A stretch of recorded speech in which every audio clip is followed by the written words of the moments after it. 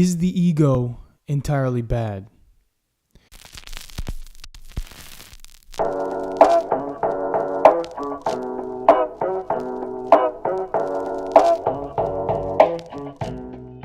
There's a great deal of discussion today about this term called the ego and the role that it plays in our lives. Countless thought leaders have led us to believe that the ego must be eliminated if we wish to be at our best. Books such as Ego is the Enemy have deliberately attacked this innate aspect of the human psyche, leaving no room for even a hint of ego. And in many ways, they're right. The ego is self-centered. It can be jealous, spiteful, domineering, and downright cruel.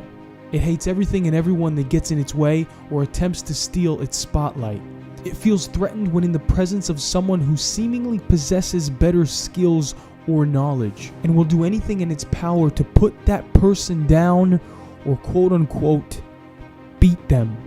The ego cares deeply about how it's perceived by others, primarily because its own perception of itself is a negative one. Thus, it finds itself many times hurt by the opinions that others have of it. The ego is flawed. This is obvious. However, the ego is also great and can be a powerful source of strength. Think about it.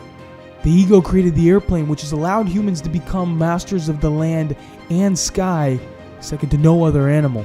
The ego built the railways, which employed thousands upon thousands of otherwise out-of-work men to feed themselves and their families, while simultaneously pushing the world to an economic state never before seen in human nature through the Industrial Revolution.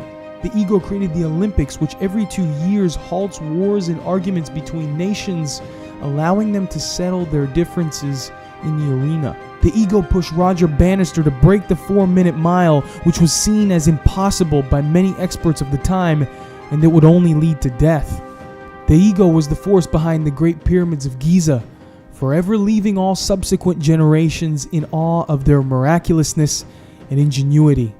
And even still, the ego pushes thousands of poor, inner-city children to become great at various sports, allowing them to create a better life for themselves, their families, and others. The ego is a great thing when pointed in the right direction. The ego will one day cure cancer, and the person that develops this cure will forever be cemented into the history books for their great accomplishment. The problem then isn't the ego.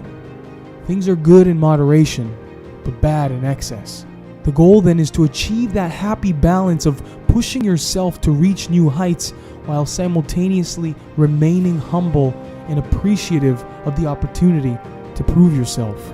And this is only a result of becoming fully aware of the inner workings of your mind, of becoming fully aware of your thoughts and your emotions.